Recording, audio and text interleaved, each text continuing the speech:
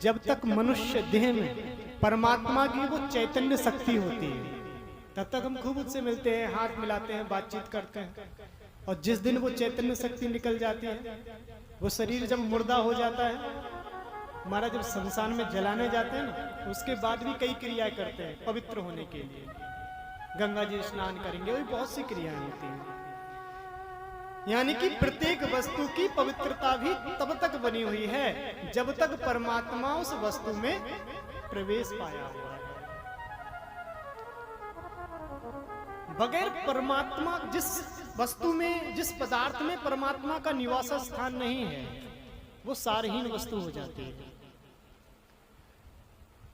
कोई भी स्थायी पद नहीं है, कोई स्थायी प्रतिष्ठा भी नहीं है, किसी का स्थायी नाम भी नहीं रहता है।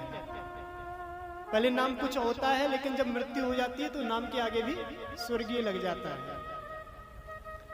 तो नाम पद कुछ भी स्थायी नहीं है। स्थायी क्या है? जो इस जन्म में भी साथ देगा, वर्तमान में भी समय साथ देगा और मृत्यु के बाद भी साथ देने वाला, वो केवल भगवान नाम है।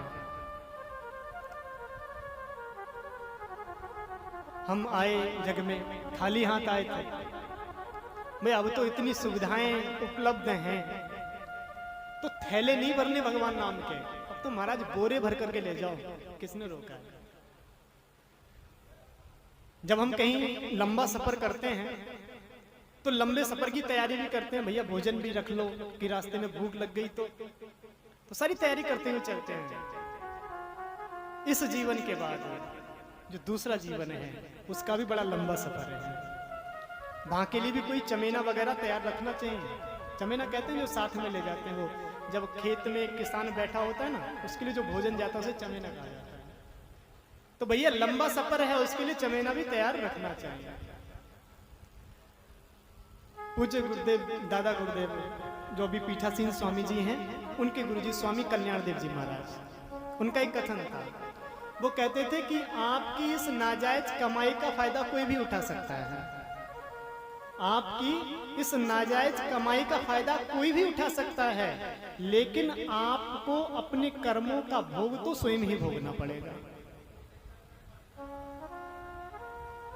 धन दौलत तो कोई भी छीन लेगा, हिस्से बंटवारे भी हो जाएंगे, लेकिन भैया जो आपने कर्म किए हैं ना, उन कर्म के द्वारा जो आपको फल प्राप्ति होनी है, चाहे वो पाप के रूप में हो और चाहे वो पुण्य के रूप में हो, वो आपके भी भोगने हैं।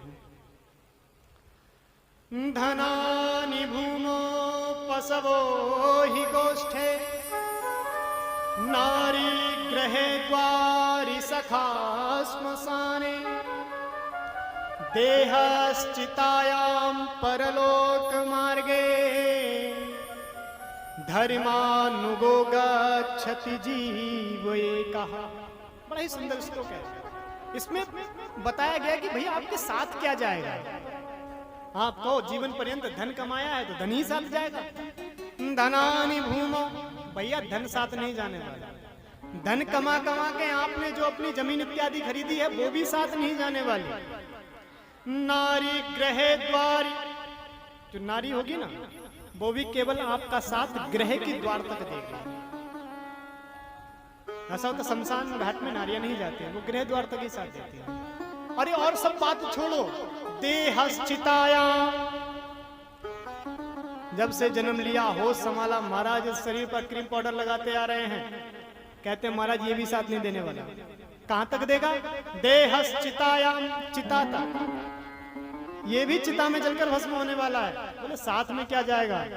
धर्मानुगो गच्छति जीव एकः, जीव केवल अपने द्वारा किए हुए अच्छे कर्म ही साथ ले जाता है। इसलिए हमारे शास्त्रों में कर्म की प्रधानता है। इतने भाग्य को, इतना ज्यादा भाग्य को महत्व नहीं दिया गया जितना महत्व कर्म को दिया गया है।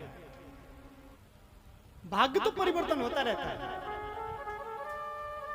आपके अच्छे कर्म ही कल आपका सद्भाग्य बनेगा जाकर, और आपके बुरे कर्म ही आपका दुर्भाग्य बनेगा जाकर।